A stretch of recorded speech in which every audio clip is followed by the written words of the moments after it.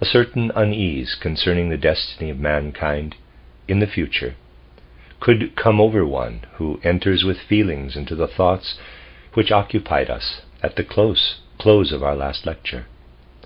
A picture of this future of mankind had to be brought before you yesterday, which on the one hand was great and powerful, filling one with bliss, showing the future condition of the man who has understood the mission of our present age upon the earth, who has received the Christ Spirit, and has thereby been able to keep pace with the necessary spiritualization of our earth, a glorious, blessed picture of those men who are called in exoteric Christianity the redeemed, or, not quite appropriately, the elect.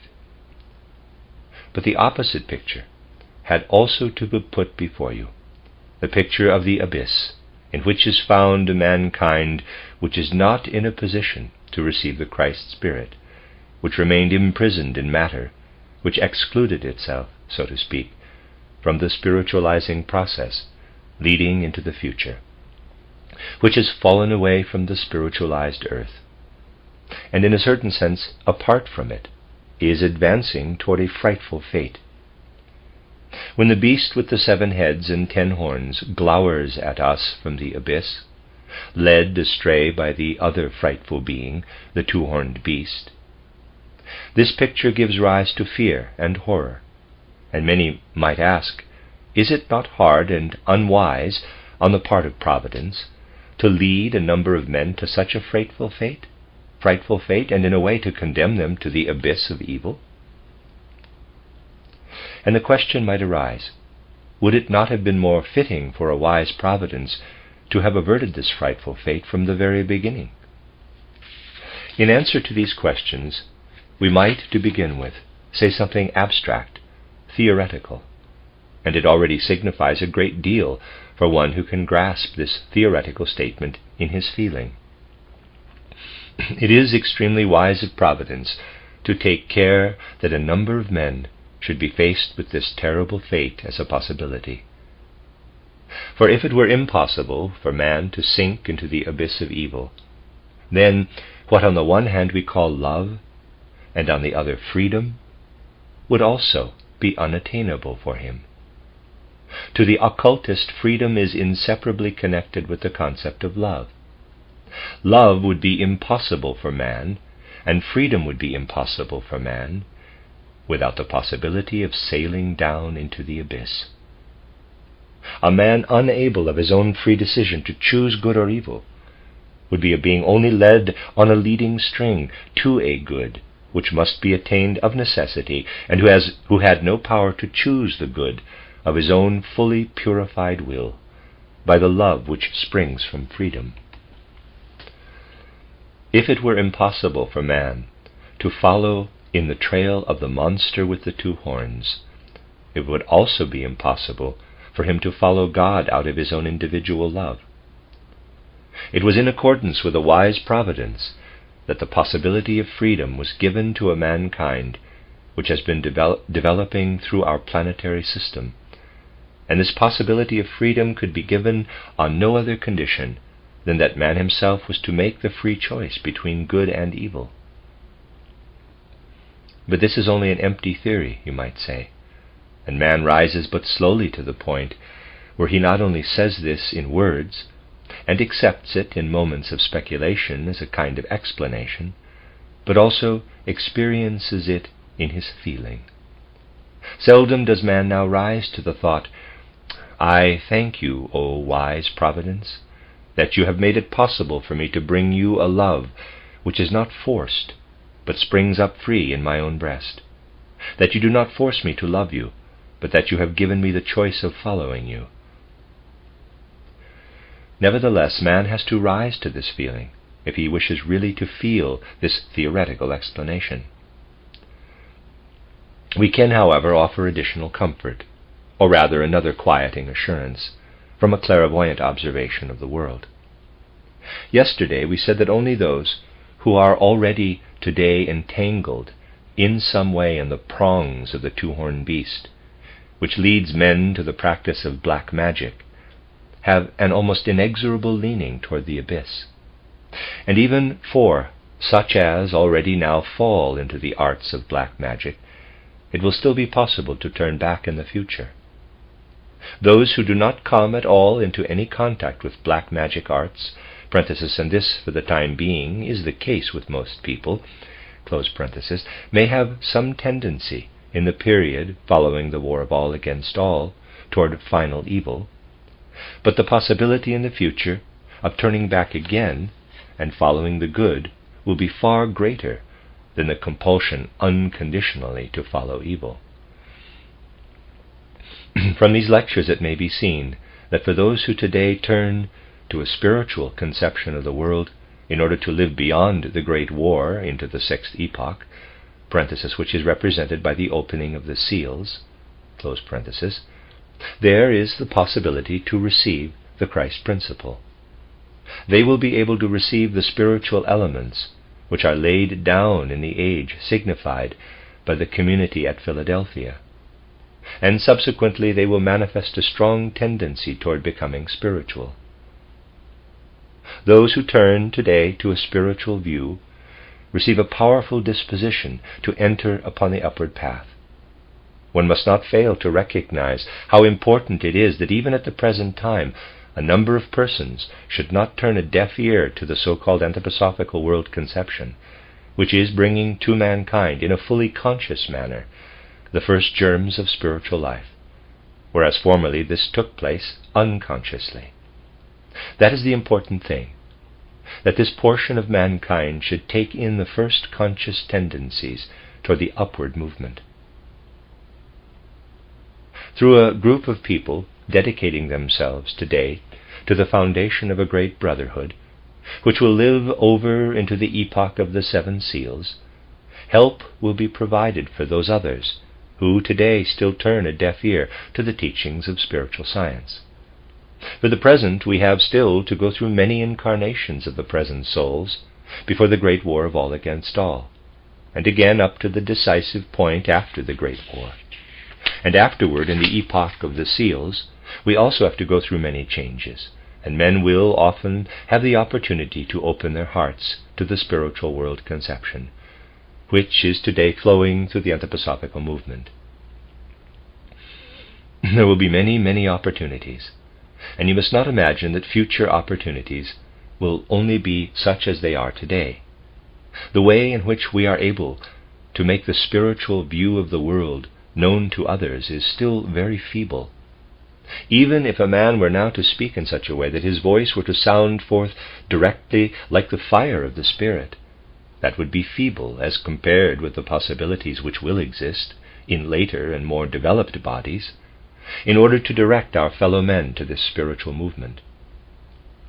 When mankind as a whole will have developed higher and higher in future ages, there will be very different means through which the spiritual conception of the world will be able to penetrate into men's hearts, and the most fiery word today is small and weak compared with what will work in the future to give all souls the possibility of the spiritual conception of the world, all the souls now living in bodies in which no heart beats for this spiritual conception of the world. We are at the beginning of the spiritual movement, and it will grow. It will require much obduracy and much hardness to close the heart and mind to the powerful impressions of the future. The souls now living in bodies, which have the heart to hear and feel anthroposophy, are now preparing themselves to live in bodies in the future in which power will be given them to serve their fellow men, who up to that time had been unable to feel this heartbeat within them. We are only preparing for the preparers, as yet nothing more. The spiritual movement is today but a very small flame. In the future it will develop into a mighty spiritual fire. When we bring this other picture before our souls, when we let it enter right into our feelings, then there will live in us a very different feeling and a very different possibility of knowledge concerning this fact. Today it is what we call black magic, into which men can, in a certain way, fall consciously or unconsciously.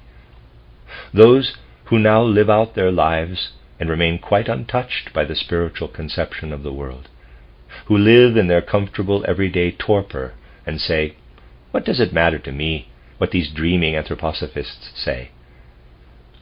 These have the least possibility of entering into the circles of black magic. In their case, they are now only neglecting the opportunity to help their fellow men in the future in their efforts to attain the spiritual life. For themselves, they have not yet lost much. But those who today are beginning in an unlawful way to take up the spiritual life are really taking up into themselves, in the very first beginnings, the germs of something one might call black magic. There are very few individuals today who have already fallen into black magic in the frightful sense, in which the horrible art of mankind must really be spoken of, in which this horrible art of mankind must really be spoken of. You will best understand that this really is so if I give you but a slight indication of the way in which black magic is systematically cultivated. Then you will see that you may search high and low among all your acquaintances, and you will find no one of whom you could believe that he was already inclining to such arts. All the rest is fundamentally only the purest dilettantism, which may be easily got rid of in future ages. It is bad enough that in our day things are sometimes praised with the intention to defraud people, things which in a certain sense are also the beginning of the art of black magic. It is also bad that certain ideas are percolating, which, although they do not at all belong to the black art, nevertheless mislead people. These are the ideas which rule the world today in certain circles, and which can flourish amidst materialistic thought, but which, although not without danger, will not be irreparable in the next epochs. Only when a man begins to practice the ABC of black magic is he on the dangerous path to the abyss. The ABC consists in the pupil of a black magician being taught to destroy life quite consciously, and in doing so to cause as much pain as possible, and to feel a certain satisfaction in it. When the purpose is to stab or cut into a living being with the intention of feeling pleasure in that being's pain, that is the ABC of the black arts. We cannot touch upon the further stages, but you will find it horrible enough when you are told that the beginner in black magic has to cut and stab into living flesh, not as the vivisector cuts, that is already bad enough, but the principle of vivisection finds its overthrow in the vivisector himself, because in Kamaloka he will himself have to feel the pain he has caused his victims, and for this reason will leave vivisection alone in the future. But he who systematically cuts into flesh and feels satisfaction in it begins to follow the precipitous path of black magic, and this opens the way for him to draw closer and closer to the being described as the two-horned beast.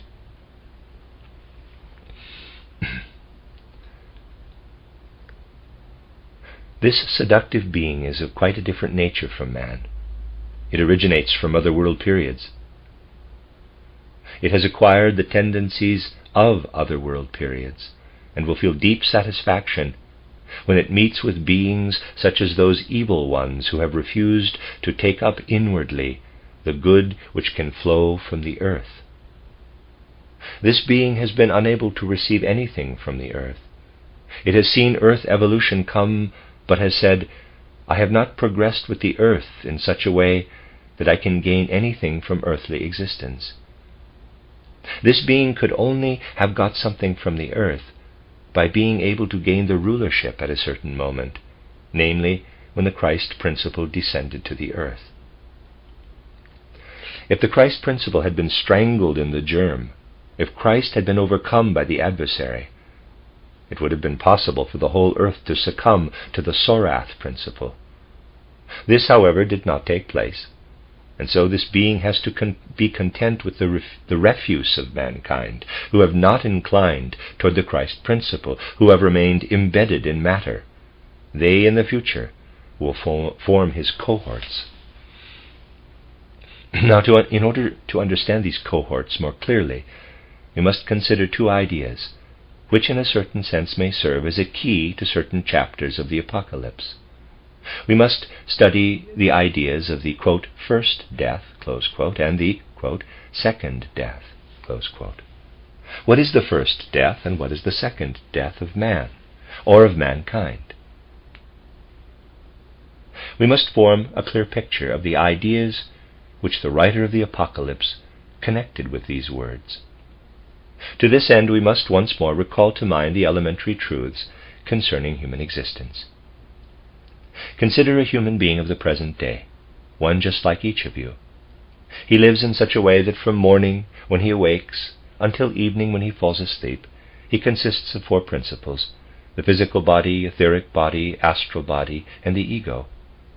We also know that during his earthly existence, man works from his ego upon the lower principles of his being, and that during the earth existence he must succeed in bringing the astral body under the control of the ego.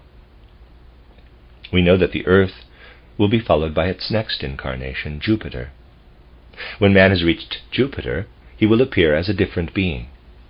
The Jupiter man will have thoroughly worked from his ego upon his astral body. And when today we say, the earth man who stands before us in the waking condition has developed physical body, etheric body, astral body, and ego, we must say of the Jupiter man, he will have developed physical body, etheric body, astral body, and ego, but he will have changed his astral body into spirit self. He will live at a higher stage of consciousness, a stage which may be characterized as follows. The ancient, dim picture consciousness of the moon, which existed also in the first epochs of the earth consciousness, will again be there with its pictures as clairvoyant consciousness, but it will be furnished with the human ego, so that with this Jupiter consciousness, man will reflect as logically as he does now with his day consciousness on earth. The Jupiter man, therefore, will possess clairvoyant vision of a low degree. Part of the soul world will lie open to him. He will perceive the pleasure and pain of those around him in pictures which will arise in his imaginative consciousness. He will therefore live under entirely different moral conditions. Now imagine that as a Jupiter man you have a human soul before you. The pain and pleasure of this soul will arise in pictures before you. The pictures of the pain of the soul will torment you, and if you do not remove the other's pain, it will be impossible for you to combine the pain of the other soul with your own well-being.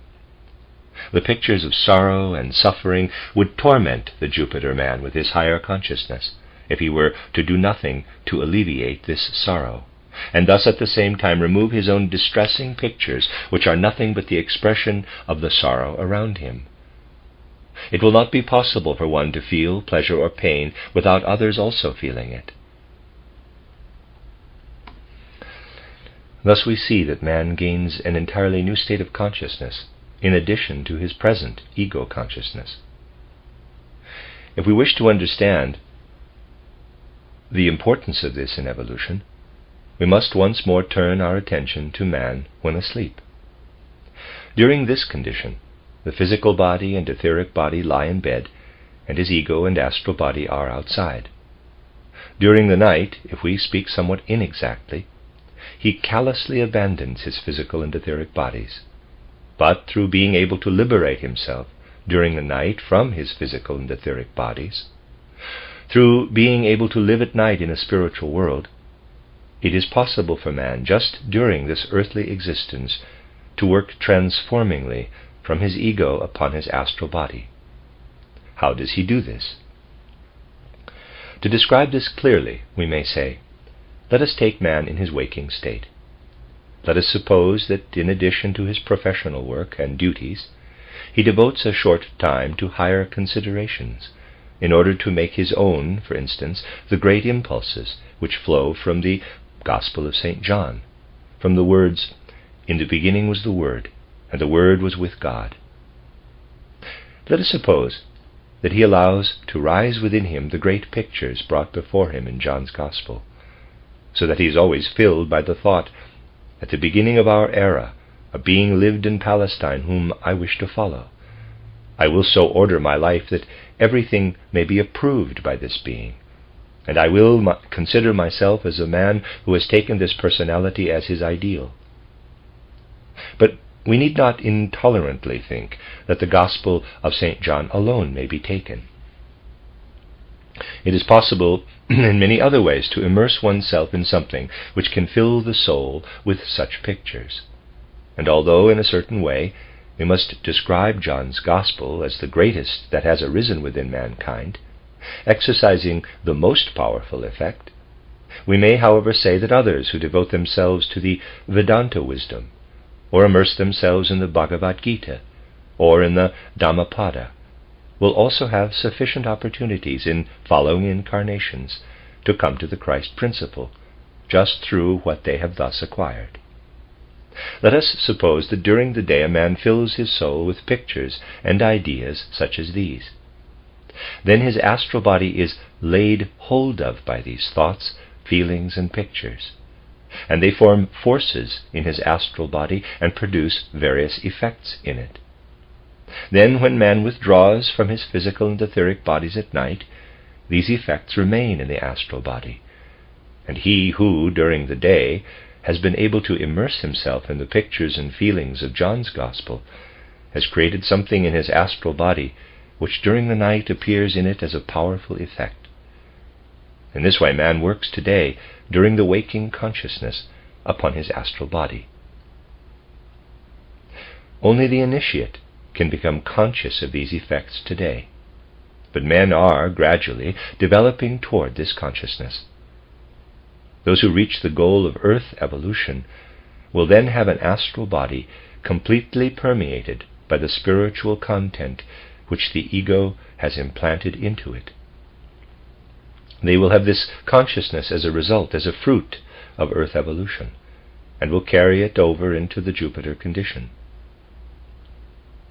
We might say that when the earth period has thus come to an end, man will have gained capacities which are symbolically represented by the building of the New Jerusalem. Man will then already look into the picture world of Jupiter. The spirit self will then be fully developed in him. That is the goal of the earth evolution. What, then, is man to gain in the course of earthly evolution? What is the first goal? The transformation of the astral body. This astral body, which today is always free of the physical and etheric bodies at night, will appear in the future as a transformed portion of the human being. Man brings into it what he gains on the earth, but this would not be sufficient for the earth evolution. Imagine that man were to come out of the physical body and etheric body every night, and were to fill his astral body with what he had acquired during the day, but that the physical and etheric bodies were untouched by it. Man would then still not reach his earthly goal. Something else must take place. It must be possible for man, during his earthly evolution, to imprint ever and again, at least in the etheric body, what he has taken into himself. It is necessary for this etheric body also to receive effects from what man develops in his astral body. Man cannot yet of himself work into this etheric body. Upon Jupiter, when he has transformed his astral body, he will be able to work into this etheric body also. But today he cannot do this. He still needs helpers, so to speak.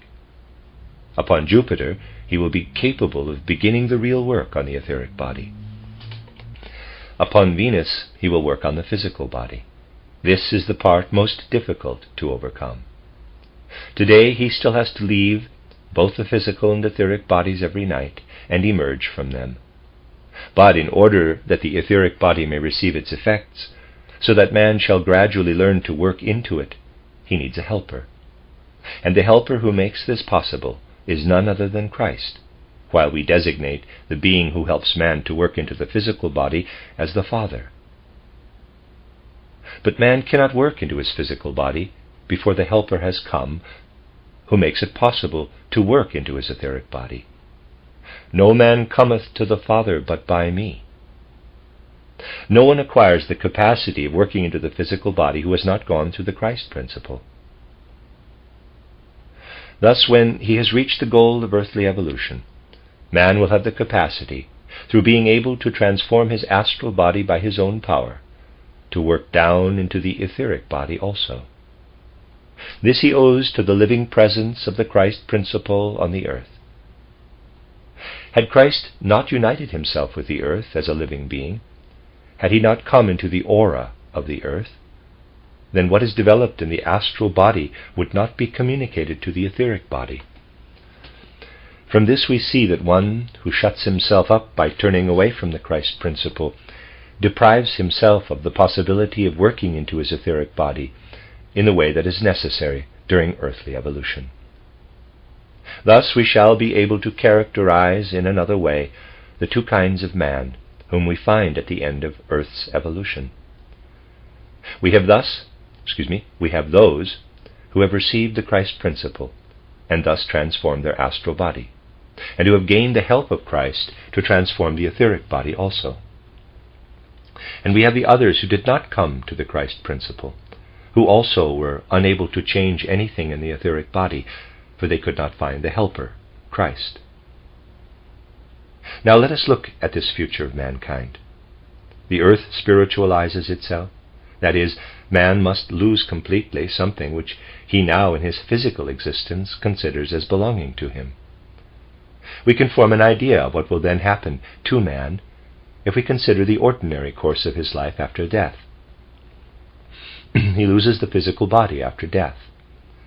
It is to this physical body that he owes the desires and inclinations linked to ordinary life. And we have described what man experiences after death.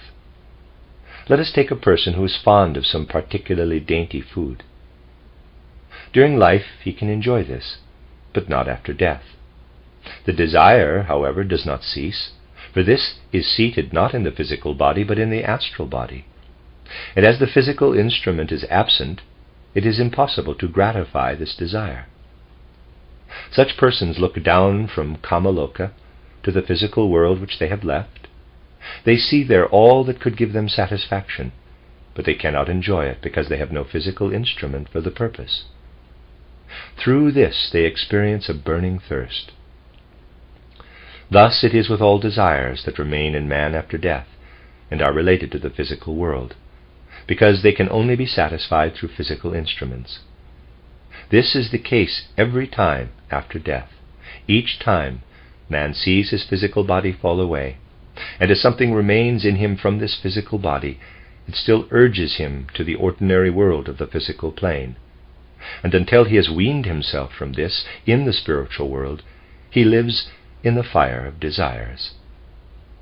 Now imagine the last earthly incarnation before the spiritualization of the earth, the laying aside of the last physical body. Those who are now living on the earth will have progressed so far through the Christ impulse that in a certain way it will not be very difficult for them to lay aside the very last physical body. They will, however, be obliged to leave something, for all that can give pleasure from the objects of this earth will have disappeared once and for all from the spiritual earth. Think of the last death possible in our earth evolution. Think of the laying aside of the last physical body. It is this last death of the incarnations which in the Apocalypse is called the first death. And those who have received the Christ principle see this physical body as a sort of husk which falls away. The etheric body has now become important to them, for with the help of Christ, it has become so organized that it is for the time being adapted to the astral body and no longer desires and longs for what is below in the physical world. Only with all that has been brought into the etheric body through the help of Christ do men continue to live on in the spiritualized earth. They have created a harmony between their astral body and their ether body. The Christ principle has created this harmony. On the other hand, there are those who have not received the Christ principle. These do not possess this harmony. They too must lose the physical body, but there is no such thing at first in the spiritual earth. Everything physical must first be dissolved. It remains as desires for the physical, as the unpurified spirituality, as the spiritual hardened in matter. An etheric body remains which the Christ has not helped to be adapted to the astral body, but which is suited to the physical body. They are the souls who will feel hot fires of desire for physical sensuality. In the etheric body they will feel unappeasable, burning desire by reason of what they have had in the physical life, and which they must now do without. Thus in the next period, after the physical has melted away, we have men who live in an etheric body which harmonizes with the astral body. And we have others whose etheric body lives in discord because they desire what has fallen away with the physical body.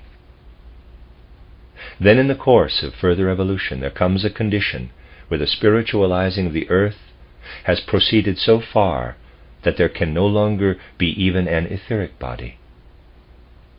Those whose etheric body completely harmonizes with the astral body lay aside this etheric body without pain, for they remain in their astral body, which is filled with the Christ being. They feel the laying aside of the etheric body as a necessity in evolution, for they feel within them the capacity to build it up again for themselves, because they have received Christ.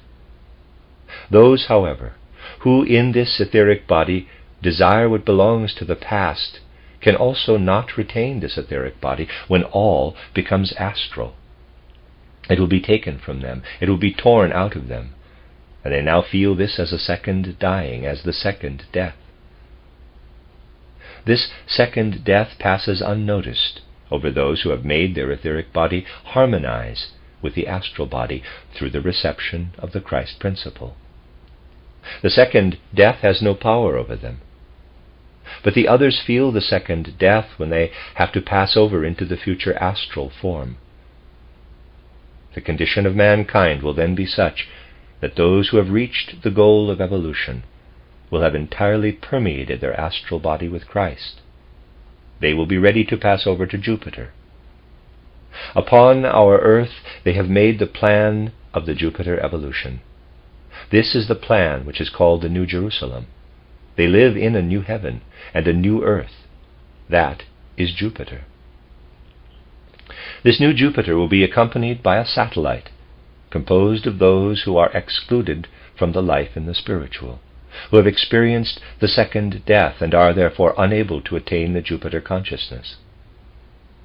Thus we have those men who have pressed forward to the Jupiter consciousness, who have attained manas, and those beings who have thrust away the forces which would have given them this consciousness. They are those who only upon Jupiter have attained to the ego consciousness of the earth, who exist there, so to speak, as man now exists on the earth with his four members. But such a man can develop himself only on the earth. The earth alone has the environment, the ground, the air, the clouds, the plants, the minerals which are necessary to man if he wishes to gain what may be gained within the four members. Jupiter will be quite differently formed. It will be a new earth. Soil, air, water, and every being will be different.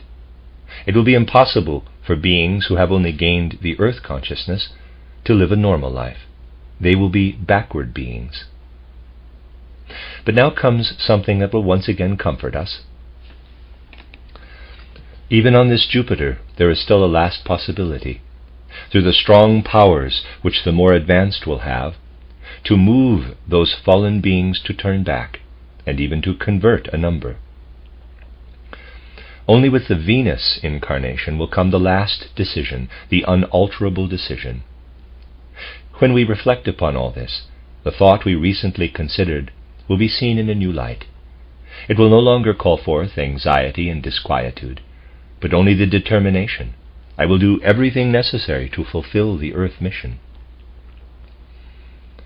When we consider all this in the right way in our souls, a mighty picture of the future of mankind opens up before us, and we get some idea of all that was in the illuminated soul of the writer of the Apocalypse, who wrote down what we, in a faltering way, can discover from a study of it. Every word of the writer, indeed every turn of expression, is significant.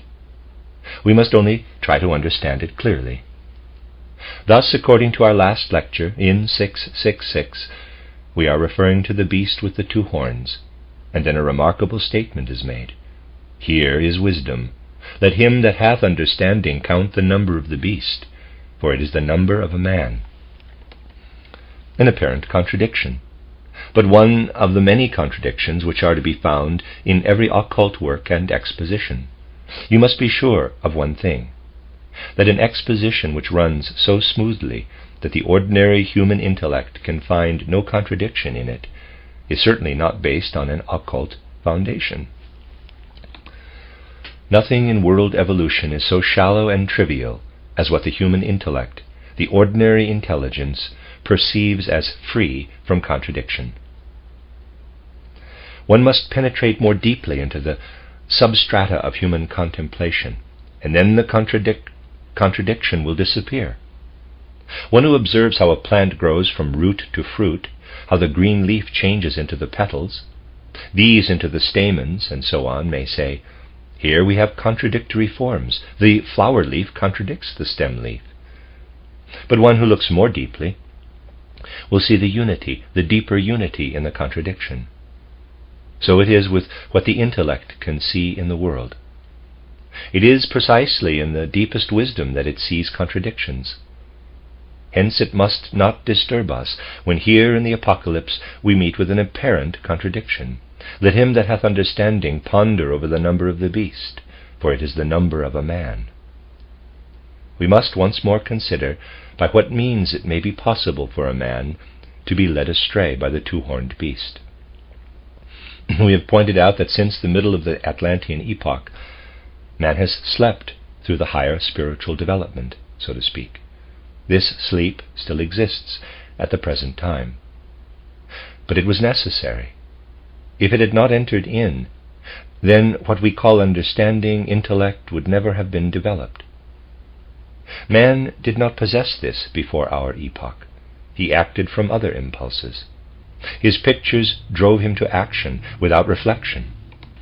He has lost this ancient gift of clairvoyant vision, and in its place he has developed intellect and has descended into matter. This has drawn a veil over the spiritual world. But at the same time, the intellect has been acquired. This may be a great hindrance to spiritual development. At the very last, it will be nothing else but this misguided understanding, this misguided intelligence, which can prevent man from coming to the Christ principle. And if those who at last succumb to the two-horned beast could look back upon what has dealt them the worst blow, they would say, the tendency to descend into the abyss only came later, but what darkened the Christ principle for me was my intellect. Oh, let him who has this intellect reflect upon the number of the beast, for only through man having become human, that is to say, through his being gifted with this ego intellect, can he succumb to the beast 666. For the number of the beast is at the same time the number of a man, and only one possessing intellect can perceive that this is so. It is the number of that man who has let himself be misled by his intellect. Deep truths such as these are concealed in these things. Thus you see that the writer of the Apocalypse gives you a great deal when you reflect upon the various intimations we have given. He gives much of what we today call anthroposophical truths. He gives what he promises. He leads man to the vision of what is to come, to the vision of the beings and powers which guide the world. He leads us to the spirit given us in the first occult seal picture, and to the form presented in the last occult seal picture. Here we see how the regular form of the New Jerusalem is revealed to him spiritually. This is what is clairvoyant in it. The regularity of the New Jerusalem is indicated in the last chapter by its description as a cube, verse 16. To describe all this is, in this last seal picture, would take us too far. Parenthesis, see the seventh occult seal picture, close parenthesis. It is now necessary to point out for what purpose the Apocalypse was written. I should indeed have to say a great deal if I were to describe this in detail, but you can at least take away with you one hint, one which we find at a definite point in the Apocalypse. The writer of the Apocalypse says, "A time will come when that high degree of consciousness will actually have developed, when man will see the beings who direct the world, and beings represented by the Lamb, by the appearance of the Son of Man with the flaming sword." We are referred to this in tones which contain within them that assurance of which we have spoken. The writer of the Apocalypse, who is a great seer, knows that in ancient times men were gifted with a dim clairvoyance. We have described this and have seen how at that time men were the companions, so to speak, of beings in the spiritual world, and themselves saw the spiritual world. But who lost this gift of seership? Who? We must now put this forward as an important question. We have seen that fundamentally it was lost by those men who were led to the physical plane, the physical life, when the second half of the Atlantean epoch began. Man looked upon the solid formation of our earth, upon the clearly outlined objects of our earth. The ancient clairvoyance disappeared. He became conscious of his self, but the spiritual world was closed to him. The formations which in ancient times filled the air like an ocean of mist disappeared. The air became clear, the ground free. Man stepped out onto the free earth. This took place comparatively late. It coincided with the attainment of the present intellect, the present self-consciousness of man. Now let us remember what we said about this earth, as well as about the great event of Golgotha. If someone had observed the earth at that time from a distance with clairvoyant vision, at the moment when the blood flowed from the wounds of the Redeemer, he would have perceived that its whole astral aura changed. The earth was then permeated by the Christ force. Through this event, the earth will be able to reunite with the sun. This power will grow. This is the power which preserves our etheric body from the second death. Christ becomes more and more the earth spirit, and the true Christian understands the words, "He who eats my bread treads me underfoot." He considers the body of the earth to be the body of Christ. The earth as a planetary body is the body of Christ. Of course, at present, this is only at its beginning. Christ has still to become the earth spirit. He will unite himself fully with the earth, and when the earth later unites with the sun, the great earth spirit Christ will be the sun spirit. The body of the earth will be the body of Christ, and men must work upon this body. They began this when they stepped out upon the earth. They have worked upon this earth with their forces. In all traditions, one can find something which is little noticed because it is little understood. Thus, for example, in the Persian tradition, we find that since the time men lost clairvoyant consciousness, they have become beings who have pierced the earth.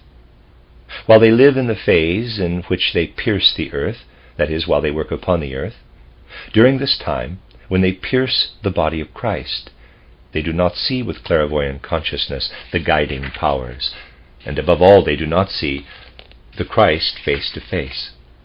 But the writer of the Apocalypse refers to the time when not only the ancient clairvoyants will see the spiritual, but when mankind will again have come to the stage where it is possible to see the Christ being himself. All will see him, including those who have pierced him, those who had to pass through a portion of their evolution in cultivating the earth, in the piercing of the earth. They will see the Christ.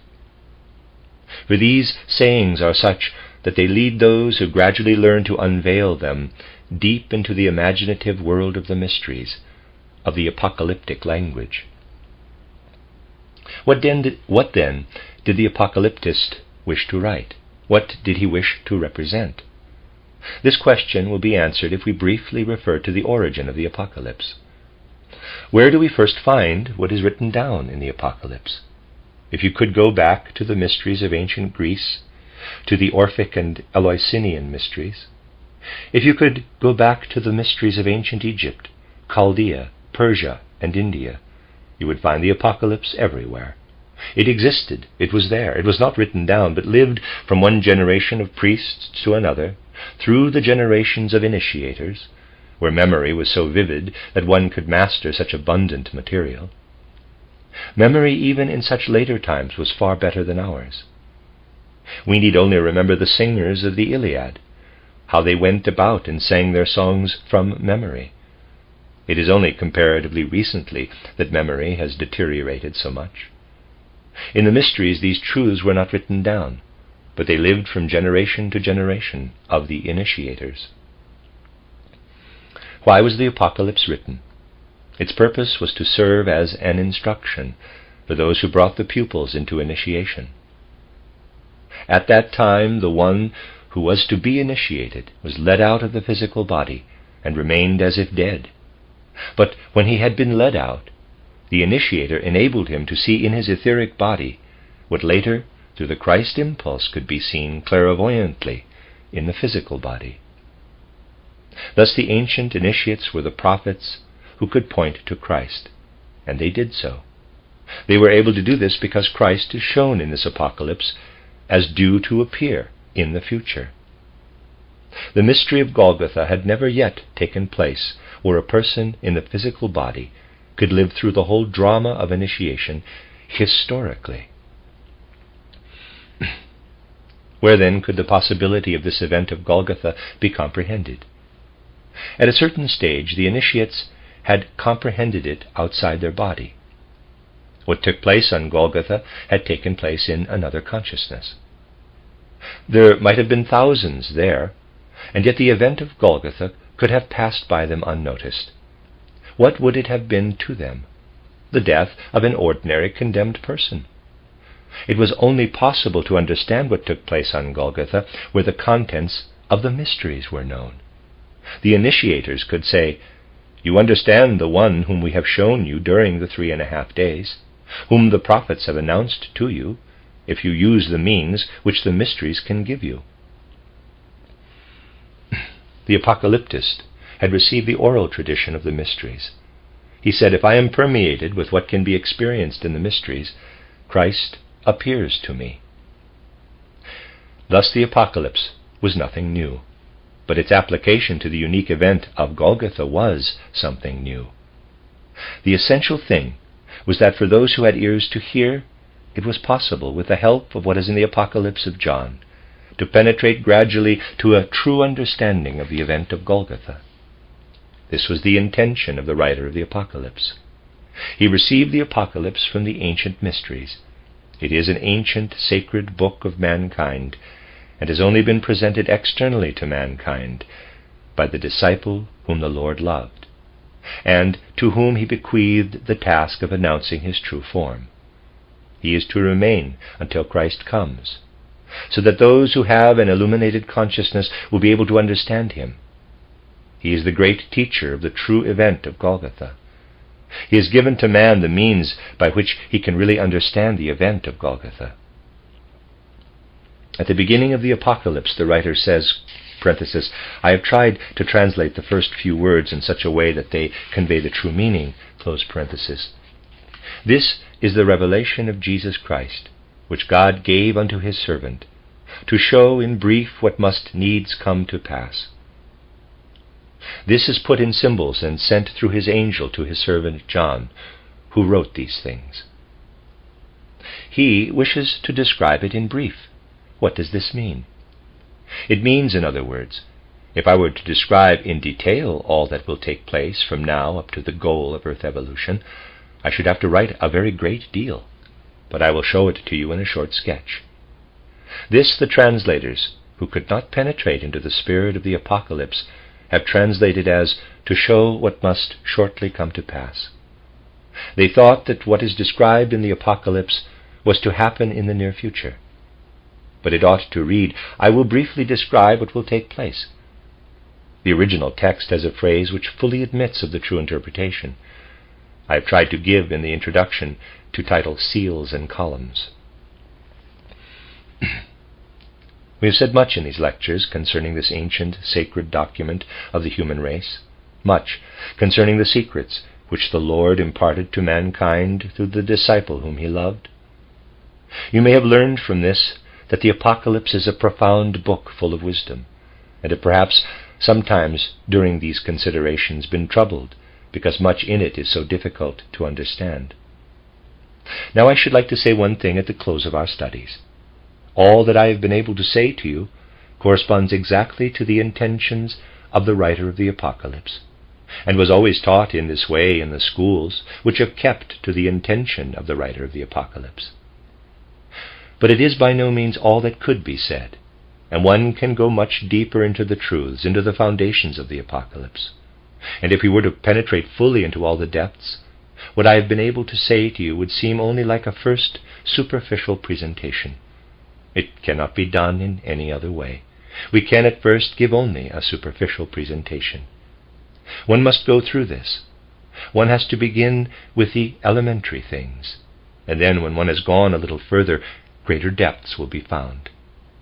For below the surface there is a very great deal of which we have been only able to unveil a very little. If you go further along the path, which in a certain way you have begun by turning your attention to the exposition of the Apocalypse of John, you will gradually penetrate into the depths of spiritual life. You will come into depths which cannot possibly be expressed today, because they could not be brought into consciousness, because no one has yet ears to hear. The ears must first be prepared to hear by such explanations as have now been given. Then they will gradually be there, ears able to hear the word which flows at such profound depths through the Apocalypse. If you have been able to receive a little of what could be imparted, you must be aware that only the most superficial things could be given, and of these only a few observations. May it give you the impulse to penetrate more and more deeply into what can only be surmised through these lectures. If I were to say only what can be said about the surface, I should have to lecture still for many, many weeks. These lectures can only be a stimulus for further study, and those who feel the impulse to penetrate more deeply into the Apocalypse will have received them in the right way.